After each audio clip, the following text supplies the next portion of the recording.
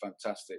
So yeah, Charlie, it's absolutely amazing. But what's fascinating is, and what I wanted to have a chat with you about today is waking up and Yeah, how people who have really been locked in this, I would say for the last 20 years more so, because my experience of waking up was 1985 when I had an experience, and I'll share my experience. Was I from the age of 6 in 1974, I went into an orphanage for 9 years, wow. separated, which developed self-reliance, and I went through the education system. I also went to church. So by the age of 15, when I came out the care system, I just absolutely switched off from education. And this is where I had a conflict with the head and the heart. And that was my awakening. My awakening was really the process of sensing I had a belief system, but there was a deeper knowing within me that what I was going through wasn't real. And that what I'd gone through for all that time, I had a deeper knowing to break down and break through. So mentally, the conflict was this information, this world, the language that I didn't really understand. I'd gone to the streets. I was a rebel. I was playing sport. I was playing soccer, but I had a lot of aggression. And it was when I stopped moving my body was when all my past caught up with me. And that's when all that unprocessed reactivity inside me, but also the fact that what we're taught through the education system is a lot of excessive information that's not going it's not going to serve us. And what I found was my heart was bigger than my mind. And the truth of that is what took me on a journey to break through emotionally. Cool. And I've traveled all over the world, and it's for me, I've always seen the world differently. And that's what I feel we're going through now. I feel like the planet's going through a mental breakdown because we can't put any more information onto the planet. And the fact that people are going through this cognitive dissonance in a sense where people are stuck in their left brain. And Charlie Freak talks about this, and this is something I write about, is that people are struggling to critically think because for the last 20 years, we've been in a system of it's artificial intelligence. A lot of what we've been watching, and for me, the last 20 years, I've been in that alternative perspective through alternative media channels, and a lot of people have not gone down that road where we've kind of looked to seek truth, and that's something I connected with over 20 years ago. I think that's the uh, meltdown that people are having at yeah, the moment, isn't it? The yeah, massive cognitive dissonance. Because when you think of, if you look at the stuff Sasha Stone shares with, everything that's happened from, the cabal side of things, the Vatican, the Square Mile of London, the DC, we all know all about this. But if you try and tell this to the normal layman person who's not done that school of study yeah, and hasn't had any form of wakey in their life. I mean, Charlie, for you, it was probably your early years, wasn't it? And then working in the bullion industry, moving money about. You've seen so much all over the planet. So it opens you up to a bit more of what is actually happening in this space. And the cognitive dissonance, I think that's where people are struggling at the moment with coming to terms with some of the stuff that's being unpacked. I mean, in the UK at the moment, I've seen, this is why, first we'll get to the faith part in a while, but at the moment, Charlie, you've always said, don't hold an idol, don't listen to what I say, go do your own research, instead of just listening to one person. And I keep an eye on things, and at the moment you can see it, they're slowly unpacking stuff to the population. We've now had a paedophile ring in Harlow down the road. That one's just come in the news that they've just got a trafficking ring. Then you've got so and so over here who heads a school. He's just been done for paedophilia. And it's like they're drip feeding information in so people don't totally crash when all of this unpacks itself. It's very interesting with the three of us that we've had to go through an immense amount of deep suffering to get where we are. Carl going through the system, that's tough. And I know that my eldest son went through the system himself, Lee. because I wasn't there. I was in Spain, and my wife couldn't handle him, and he had difficulties. And obviously, with Wendy, with her accident and stuff, that's what wakes you up. And a lot of these people have never had anything other than probably lost their cat. They haven't been through real suffering. So they've never had to challenge themselves. So they're going into an area right now where, and I mentioned this morning earlier, if you take the older generation, they grew up knowing they could trust the BBC and ITV.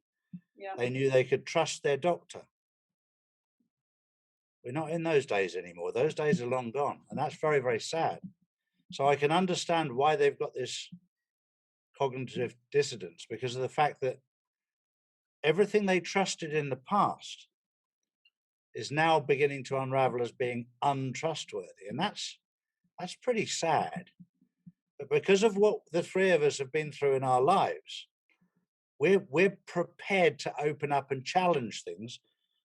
Carl, because of the system you've been through. Wendy, because you came very close to death. You open up parts of your life and you question things in a completely different manner to people who just drift through life. And I've heard it said now, just give me the vaccination so I can get on with my life. I know, it's terrible.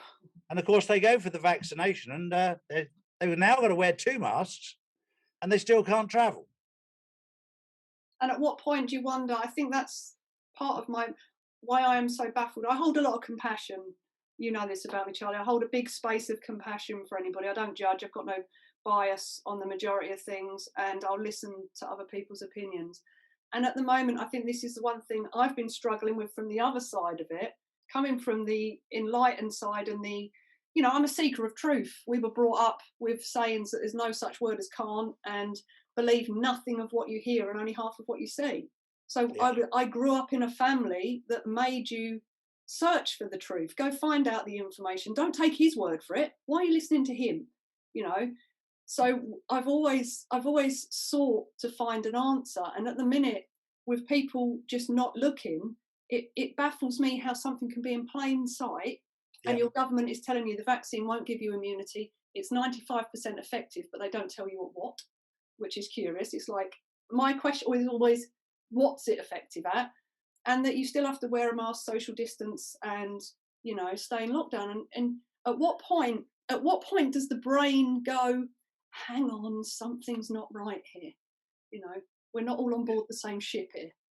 And sorry, Charlie. Go on, Carl. But I think that this is where the greater challenge lies with what we have a big separation of the head and the heart. And the journey is really moving back to the heart and having a deeper awareness and a deeper knowing.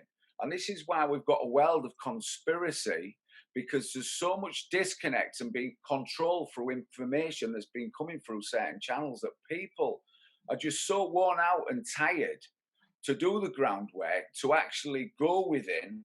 We've stopped moving the body. A lot of us are leading a more sedentary lifestyle. And when you look at technology as a whole, it's really took control.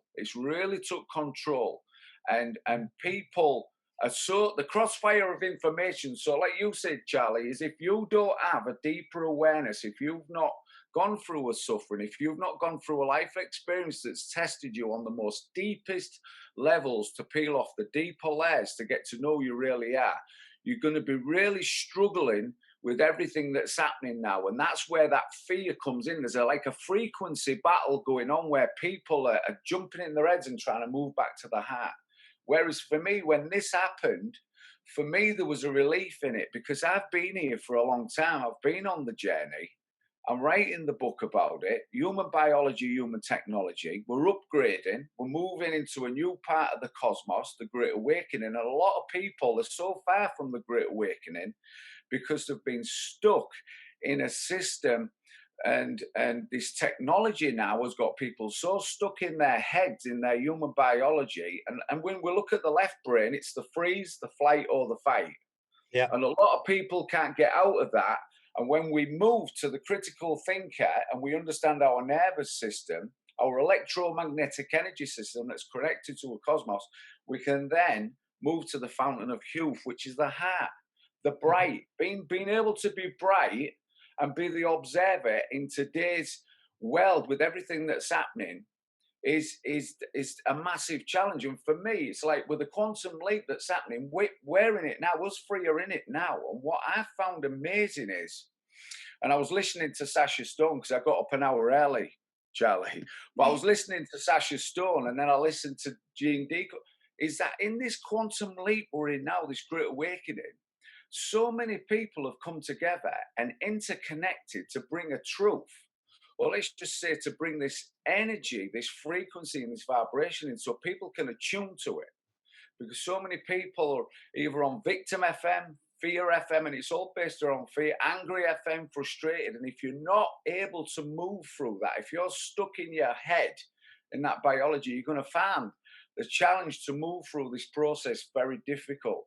So for me, I feel that this, with everything that I've been in on the journey, this is my world. This is my world. So I'm like yourself. And that's why when I saw you about a year ago, when you started doing your videos, it was very, very relieving in a sense that I connected with somebody who then connected me with somebody. I mean, I don't know how many videos you've done, Charlie. You've done thousands. But what it's done is, yeah, but it's brought a truth movement, and everybody as an individual has their own truth. Of course. Whether you're moving through that process and to resonate and to feel that connection, I feel with the Great Awakening and what we're doing now, and the people, the conscious collective and the human resonance on the planet is this quantum leap that we're taking. This is what we're actually on now. Sharing this information is alleviating a lot of people of a lot of the history. Because I feel that this last year, I never really went to school, but it's like being a future history lesson. It's a future history lesson that's taking us and advancing us. I've probably learnt more in the last year, I'm not joking, than what I've learnt in a lifetime. Yeah. Just from this unpacking. And it's like you're saying about the human resonance and the heart. I mean, Charlie, I was going to ask you about sort of like the faith and stuff. That comes from here, doesn't it? I mean, every time I get a wobble, I go back to here and go, what does it feel like? What's the outcome going to be? Oh yeah, it's all right. Yeah, I think you've nailed it. The biggest lesson I've learned in the last year is the difference between spirituality and religion. Polar opposite. It's got nothing to do with each other. And I can connect with people on a spiritual level, and I have done on this journey. And even my best friend who claims he's an atheist, we've never had an argument in our entire lives, but we connect spiritually. Yeah. And it was when I understood that spiritually had nothing to do with religion that I started to grow. And then from my perspective, I look, as a child, you look up in the sky and you talk to God. And when I found he was in here and didn't need to look up there, I've said so many times about resetting your moral compass. Right. And I've just chosen to talk to God about resetting my moral compass. Since my moral compass has been reset, I can see things so clearly. And when I talk to people whose compass has been reset, and they've got complete clarity as to what's going on, it's so inspiring, and it's so fulfilling to talk to people that are on the same frequency. Yeah. And that's what spirituality is, connecting with people on the same frequency. And I think that's what's happened over the last year, hasn't it? I mean, since again, Charlie, I met you, and we're not going to say it's a random set of circumstances. I actually was given your name to contact you about something else, and we ended up doing a video. Yeah. And it was lovely because it set me off. I've always thought I was quite a spiritual person and connected ever since I had my accident and, sort of passed over and came back. I've always had a different perspective in my body on life. But like I say, last year has really tuned me into something different on not just a planetary level, but, above that. And I think that's a lot of, I don't know about if you guys have found this over the last year as well. People are now having meltdowns, and it's how do we help them?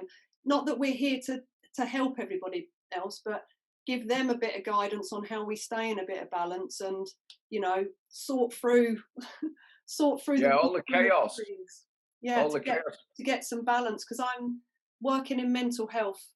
I just have constant calls every day from people who are suffering from either like serious anxiety, or they're now getting suicidal thoughts. And, you know, that's increased 65%, and it's getting worse and worse and worse. And the first place I start them with is get out of your head. Get out of your head and get Absolutely. back into your body and go inside a bit. Turn off the peripheral stuff that's causing you a problem. You know, turn off the mainstream media. Start listening to your body, listening to your inner guidance. Because, like you said, Charlie, it's not out there, is it? It's It's in this there. is the big misconception. It's inside first. Yeah. And Yeah. when you tune to that, you can then become more, be more, feel more, control more. And it's amazing what a small world we live in, because I don't know if you know this, Carl, but it's my uncle Yeah. that inspired Wendy as well. And I didn't know that when we started this journey. That's great. And Wendy and myself have done 8 podcasts, Charlie. I don't know if you Wow. know that. On the Great Awakening, me and Wendy Brilliant. have gone on a journey, and I connected with Wendy through you. And you know, I spoke to Wendy about my circumstances. I'm pretty well travelled, and you know, I'm a bit of a gypsy blood, Romany kind of guy who's moved nearly 30 times in my lifetime, and travelled all over the world. But getting back to that point there, two things, Charlie, is in spirit is inspired. And Wayne Dyer, Dr. Wayne Dyer talks about we are all branches on a tree called humanity. Mhm. And that's so true. And that's what I learned from the power of intention with Dr. Wayne Dyer, was that religion separates. And it's interesting at the moment with the division. And for me, you know, it's even when you look at the NWO, I call it the OWO, the old world order, in a sense that the world is moving now from fear back to love. Yeah. And this is when I talk about fear back to love, is that we have a choice on a frequency to feed the fear. But if we know love and we have faith in what's going on at the moment, what's shaking, what's baking, is that we are so settled and calm. And I think that's what you've done, is you've created, I mean, Charlie's podcasts are like a cup of cocoa on a night before you go to bed. You listen to them and they feel calming, and that's what the world needs. And for me, when I look at what's going on with mental health, I call it heart health, because I believe that mentally we've been taught to think too much. The dictionaries are too big. It's all the language, the thesaurus. I could never get that. So I was always on a journey of feeling, sensing, and being, rather than think, feel, do. I haven't watched television for over 17 years. I never did watch it unless it was sport. I've always tuned in through this inspiratology, that I call it, with technology, or it's negatology that a lot of people are plugging into the wrong. So for me, I've looked at the concept, if we're in a reactive mind loop of being in our head, stuck in the brain because we're not moving the body, we don't have faith, we don't have connection, we're in a reactive mind loop of fear, we're freezing, we're running away from situations, we're fighting. But if we're in the heart, we learn, we process deeper emotions in the heart. And heart health for me is the future. And working with kids, for me, Charlie, for over 30 years in schools, I've seen how the system works more on the left brain of do this to get to there, rather than the right brain that's more connected to the heart. We need the right and the left. It's something I teach through box-wise, my concept, switching stance. And that when we get into understanding our nervous system and the heart, is that what we've got in the world today is and I said this to Wendy, is the art of conversation is converting information. And what we've got a world now where people feel uncomfortable with truth, or feel uncomfortable with dealing with stuff, because when that charge comes in our body, we can't manage it. Well, it's the lack of understanding of emotion. It's the emotional intelligence aspect. And that's where your growth is. Your growth, and that's where your growth is. It's really, like we said, Wendy, is living from your heart. And that's where I feel we're going. And I know we're going there from a quantum perspective with the Great Awakening. And it's just giving people time to integrate into this new energy that's coming in. And I think there's more than enough light in the room, because people go, well, people aren't waking up. That's not. I've always known that you can't stop what's coming. It's No. inevitable. It's change. It's great. It's the awakening. But when you look around you, a lot of people ain't feeling that. But I think they will integrate as time, and as you say, Charlie, is it's about giving people breadcrumbs. Mhm. What's really happening, and a lot of what is happening, a lot of people don't need to know. They need to feel a radiance from the conscious collective, and they need to attune to it. It's like tuning into Love FM. It's a Yep. frequency, and they'll be able to do that over time. But now, and like you say, we're in a tunnel. Don't look at the walls, see the light. And I always remember that through boxing is that you go through the preparing for a fight, and then the fight would be called off, and then there'd be an expectation, and it's like, no, I would go through and feel good. The light at the end of the tunnel was made to keep moving. Yeah. And what we've got is a lot of impatience because of what we're in, because people have an expectation, and expectations bring disappointment. Yeah. And people are attached to outcomes. And in this great process we're in now, it's a process. People say And there's a plan. It's that going is, to weave, it's going to move, it's going to, like you say, there's bumps, there's bruises, but you've got to know in your heart that great things are changing, and you've got to attune to that.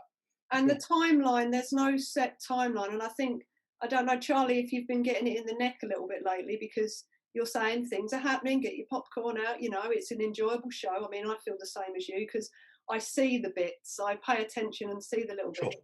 But we live in a generation of impatience and quick fix feed. We want it now. We want it now, because you can Yeah. press a button on your computer and achieve it. And realistically, you know, when you're fighting a war, and basically this is a war at the moment, isn't it? It's not your standard It is. guns And and ammo. the intel I'm getting, what I'm doing on purpose, I'm not editing it. I'm putting it out as is. And Yeah. all right, now I'm putting a bit more of a warning in front of it and behind it, so that people don't, go absolutely mental about it. But I've decided on purpose not to edit it, to put it out as is, with the dates and all. And some of it is coming to be, some of it's not. And they thought it was rather amusing that they gave me misinformation the other day, but it was apparently it was very important to them to hit a mark, whatever that means. Yeah. Whatever it meant to them doesn't matter. If it gets us to the goal, I'm quite prepared to take that role. It doesn't bother me. And if people point the finger and go, well, that was a load of rubbish, I said, well, I was used for a specific reason. And it's a bit like forfeiting a pawn in the game of chess. Yeah. To win the game, you have to forfeit virtually all your pawns to win the game. And I think, Charlie, sorry, Charlie, yeah, but that's because you know as well, deep in your heart, you know where it's going, and you've always said that. You know where it is. Yeah. The journey is, we don't know what's going to shift and shake, but you know where it is, you know the outcome, and that's a feeling and a deeper knowing that you've always had. And that's brought a lot of peace and calm to people. But in the process of that is people are watching and expecting, and you know, with everything that's gone on lately is for me, I feel and sense and know things are moving. And I call it surfing the waves, Charlie. There's waves coming in. You surf them, you get back on the board. You surf them, and a lot of people don't know how to surf those waves and are very uncomfortable. And it's understandable. There's so many clues out there for people that know what they're looking for. And I've likened it many times to the children's book where you spot the difference. When you first see it, you can't see any difference. And then suddenly you find them one by one. And when you found them all, you can't unsee them. No. They're always there. And there was one the other day that it made me laugh. I was like, did he just say that? When Biden said, I don't understand why Trump is still getting security briefs from the Pentagon and I'm not. He said it publicly, and people were like, and I was like, did he just say that? And it's the fact, if you look into the constitutional law part of things, you cannot impeach a non-standing president. So well, this is I had a constitutional expert on last night, Dr. Corby Williams, and that's absolutely right. You cannot impeach somebody that's not in office, not in the presidential office. Well, the response by the Democrats to that was, Well, we changed the constitution. You can't do that though. Exactly. This is where you just want to go and bang your head on a wall and in the corner. I know. Right, I'll be back in a minute. And what will happen is if they turn around and say, well, we'll do it this and this and this, and then the other side will just say, well, fine. Well, in that case, we'll impeach the Clintons, the Bushes, and the Obamas. Yeah. Yeah, it's just some of it is ridiculous. People don't look at, they just see something on the surface, don't they, on mainstream, and they go, oh, that's the truth. You don't, if you actually look and dig underneath it, and you look at the actual base of it and the solidity of it, you cannot change that. And there's certain laws in place. I have selective hearing because I'm on my fourth wife, so I've had to get really good at it. I was expecting something to get thrown over the computer. Oh, she's gone. Oh. But no, at the moment people have got selective vision, selective hearing on everything. You know, they're missing parts. Like I got pulled up the other day for a date, but everybody missed the first bit, which was that Biden had been arrested. That just went right over their head. Because I knew that Biden was arrested and executed last year, but it didn't become public knowledge. And they said to me it wouldn't become public knowledge till the beginning of this year, probably March. Well, it came out in February. Yeah. So I mentioned it, that he'd been arrested and executed down in Guantanamo Bay. What we're seeing is a double. That part of the conversation, nobody picked up on. Everybody picked up on the emergency broadcast, which didn't happen. Yeah. It's selective hearing how that's how the brain works, Charlie, as well. You know, it deletes, distorts and generalizes information based on its own macro reality and what it's expecting. So literally, when you're talking, someone else's brain is going, don't need that, don't need that. Oh, that's relevant to me. I'll have that. Yeah. You know, like you say. And these body doubles, I mean, I saw something on one the other day. It was bloody fascinating. Brilliant. Someone got a mask on. This was the weird thing. They'd actually got this mask on that looked like the girl out of Harry Potter. I sent it to you, didn't I? Oh, it was you that sent it to me, yeah. And I was thinking, just pulled it off, pulled her boobs off, pulled her head off. Wow, like what's she up to? And then she just peeled this thing off, and there's a blonde woman under it. Yeah. But I'd never seen it. I was like that. It was like, wow, I've never seen anything like that. And if they can do that, we know celebrities all have body doubles anyway, you know, for certain purposes. But I mean, it's just amazing the stuff they're doing nowadays to fool. It is, but it's been a huge battle to take down the cabal and the deep state. Don't underestimate how big this job was. I've now got hard proof of the fact that there have been over 2.5 million arrests. Right. Wow. Worldwide. Yeah. 2.5 million. Let that sink in. In the United Kingdom, I think the largest prison is Wormwood Scrubs that holds 5,000, or Liverpool that holds about the same, I think. Yeah. 4 or 5,000. 2.5 million people. I know. Where are you going to put them? Well, crazy. Yeah, exactly. A lot will have been executed already, and it's very interesting right now for those people who know the code. Of course, when you hear that Jeff Bezos is stepping down from his multi-million, billion-pound empire, he's just decided to step down. Yeah, his business has just doubled in the last 10 months or 12 months. So he's stepping down. He's obviously been taken out, executed for crimes against humanity. Oh, I knew he'd been arrested, but I didn't know he'd been executed. Well, what will happen is when you get arrested and the indictment is served on you, you have the chance to appeal. If it's to do with child trafficking, paedophilia, anything of that nature, it comes with a mandatory death sentence. Okay. But if you cooperate, then you'll be allowed to leave a legacy. So they would say, oh, he's stepped down and he's retired and he's just disappeared. You'll never ever see him again. But that's only if you fully cooperate with the investigation. I wonder, Charlie, at some point, will they unpack the majority of this to the general public? I was told that we'd know no more than 20%. Yeah. So we'll have to wait and see. You know, I don't think the public, especially with Hollywood, are the public ready for it? I don't think so. People like you and I are, because we're hard as nails when it comes to that sort of thing. We go, yep, see that one, no problem, off your chalk. We're very pragmatic when it comes to that sort of thing. We don't fall for these idols. And that's what I was saying, Charlie, is that it's about breadcrumbs. And with everything that's going on, we are in a movie. Yeah. There is a false reality out there. There is an illusion of confusion that I talk about, is that we are in a movie and it's going to play out. And like I say, the good guys will win. Truth will overcome. And that's where things are going. But what I want to talk about is, have you heard of an audio called Virus of the Mind? No. 1996, Virus of the Mind was brought out by a guy called Richard Brody, and it's about the science of the meme. It's what we're living in now, thought infections and mind viruses. And it really goes through kind of mind control and how infectious a virus is. And Richard Brody actually worked for Microsoft, which is really interesting.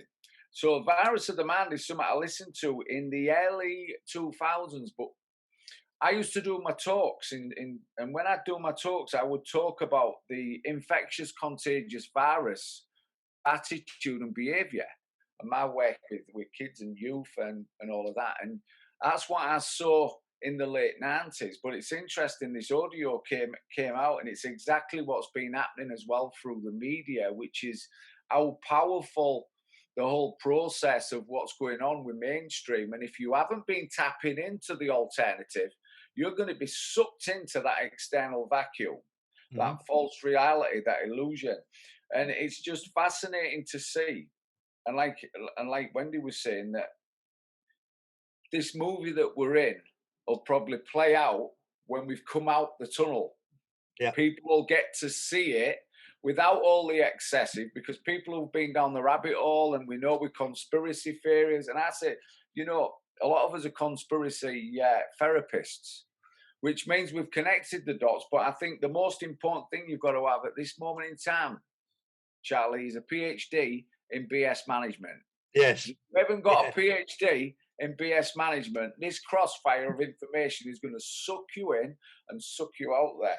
So it's just fascinating to see what's playing out. But what I believe is, and this is how I foresee with work, especially with kids, is that we haven't been teaching emotional intelligence. We've not been teaching people to live from the heart because of the information world, and because of this left brain control, in a sense, and lack of movement, and just this sedentary. At the last, I call it the last 20 years, the 20 years of technology has took us to a point where we're so sucked into a belief system, our deeper knowing, the disconnection from the heart has been really challenged. So I feel we're going to be seeing differently if we can understand to see the beast. To me, the reactivity in the world, which is our own personal reactions to our past, that, you know, it kind of drives us to comfort eat, it drives us to drink, it drives us to drugs, we switch off. All of these elements is when you look at the industry of reactivity, gambling,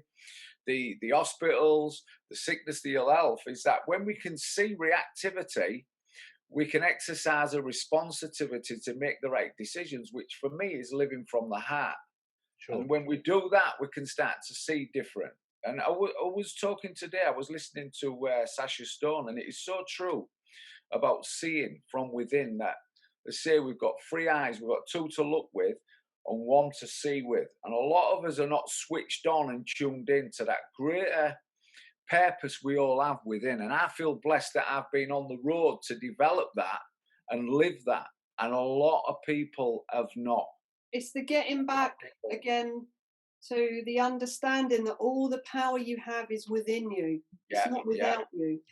It's within you. It all starts on the inside of this. And that's the lack in the education system, having worked in it, you know, myself as well for a long period of time. And it's got disheartening for me to go in and work with these children, because you just make a little bit of progress and the budgets aren't there, and, you know, and they're taught to pass exams, use this thing. They're not taught to go inside, to feel the power of themselves, to make choices and decisions on, you know, what they want to think, feel, say, do. They're just, it's just, go on, Charlie. There's 2 things that encapsulate that, which I love, is John Cleese's statement that every single person was born a winner. Out of 1 million seamen, you were the one that survived. Yeah.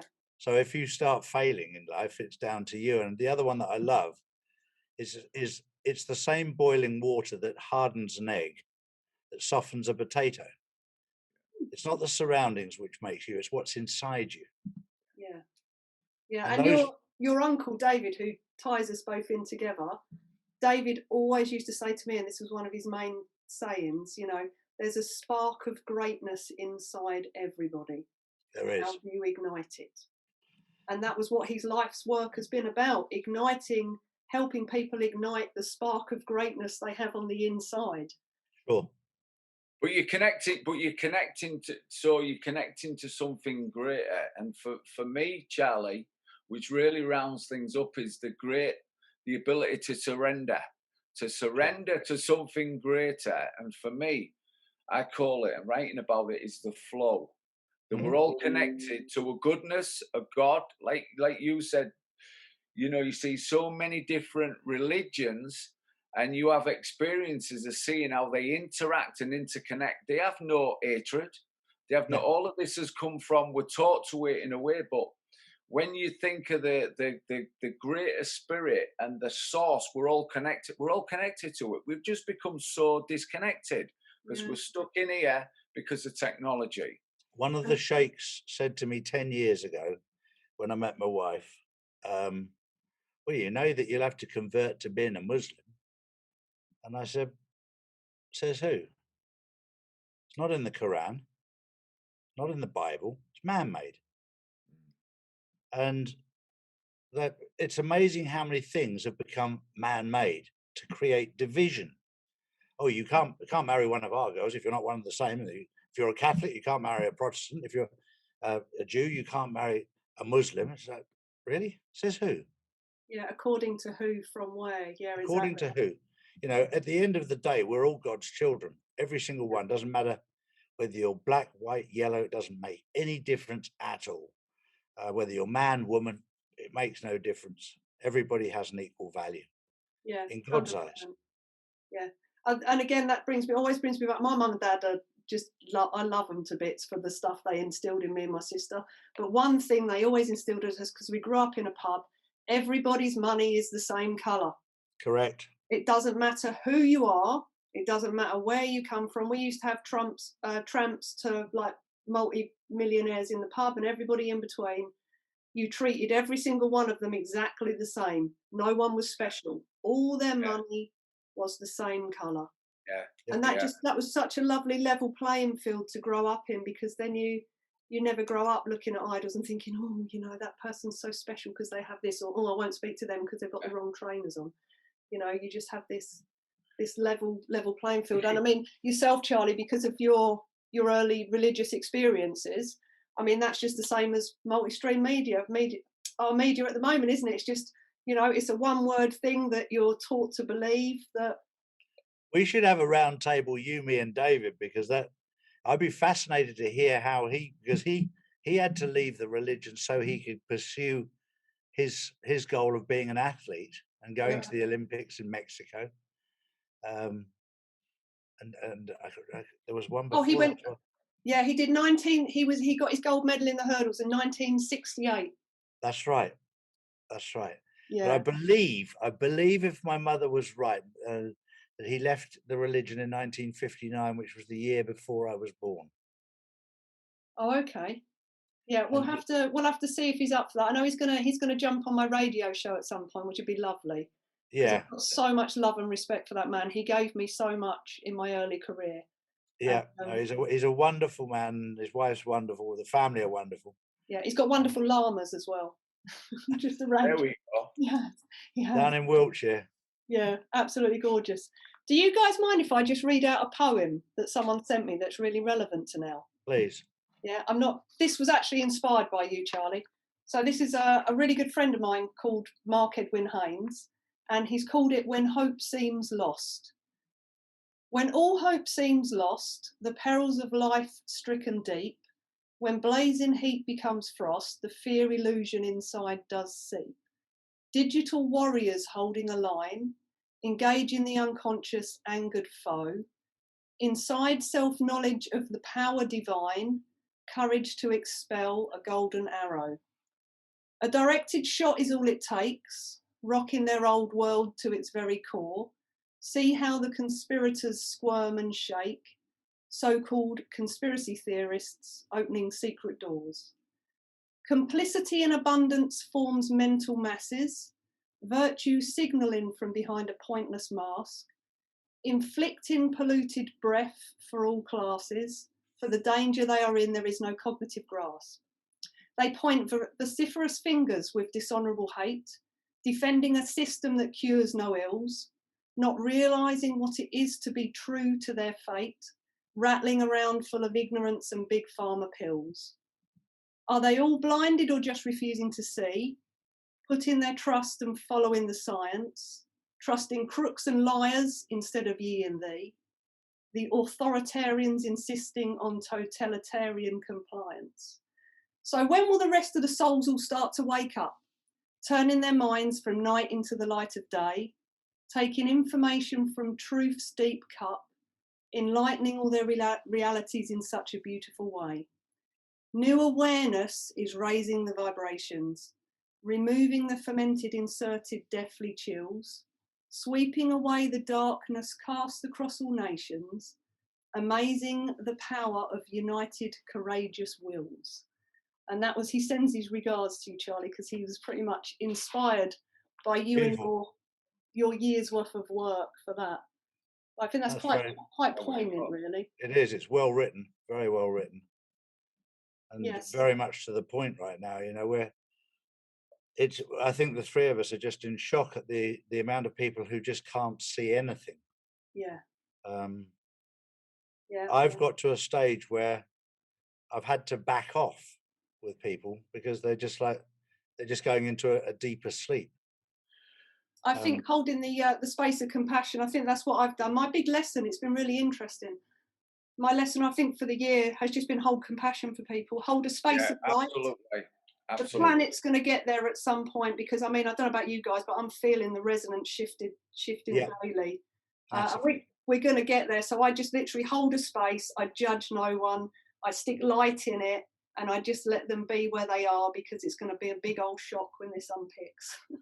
Yeah. Well, how I see it is, you know, for me, and looking at things is that as an observer, I see what's going on. I'm like an alien looking down, Charlie. On planet Earth, I see the fear. And for me, this is the greatest time for humanity, because I get it, but not everybody does. Mm-hmm. Like I say, I surrendered many years ago to the journey back to the heart. And when you live from the heart and you realize we're in a cosmos with a connection, that this moment in time, you can see and you can observe it. And what's happening is people are getting consumed by a lot of the information. For me, I use humor. Because like yourself, Charlie, I've got a sense of humor. Exactly. So I know it's a gong show. It's a gong show. It's a movie. And wherever I go, I just spread the love. Because I know what's coming. I spread the love. And that's what people need. And that's the journey we're on, back from the head to the heart. And when you look at, you know, people who are in, you call it a trance, you call it whatever it is, you know, I allow people, I see it and I smile with, like you say, Wendy, it's compassion, because you feel blessed. Too blessed to be stressed is a good one. Too blessed to be stressed. When you look at what you see and you can surrender and let go. And like you said, Charlie, you feel a certain peace. The body knows truth. You feel a certain peace. And that's what I felt this year. I feel like it's here. Things are moving, things are shaking. And that all of these people you've been connecting with, and the people that I've found, has been absolutely amazing. And you and I must have a lot of jokes that we'll be able to tell for the next few years that we haven't been able to say, in case they offend people. It's going to be nice to share it. We can get back to our fat jokes and our packy jokes and stuff like that. Yeah, it'll be nice with no offending anybody. That would be lovely, wouldn't it? Everybody gets so offended. It's just like, really? Yeah, But that's the sensitivity. But that's the sensitivity, Charlie, of the world we're living in. It's sensitive, because if I have a conversation with you, Charlie, and I start to tell you any truth or something you need to hear and you feel uncomfortable, I've got to step away. Whereas we call that tough love. We need tough love. And when you look at old school and what's going on, and people are calling it snowflake, safe space, whatever it is, it's understandable because of the technology and how people are stuck in the sensitivity. Yeah. The sensory system has been hijacked. Our biology has been hijacked. Correct. And our human technology is upgraded. And that's the difference. If you can realize your heart is a processor, it's electromagnetic, your system, your three brains, your head, your heart, you've got it connected. There was some weird shift at some point. I was sitting down with my dad the other day. He loves the old school comedians, and he's just getting the hang of his laptop and YouTube and all this. Yeah. And he's now going to get a smart TV. I've said to him, be a bit careful with the ones you get because they listen to everything. But he wants a smart TV so he can put YouTube on his TV because he's got all his, Bernard Manning and we were, I can't stand Coleman, was it? Some of these old school comedians. Yeah.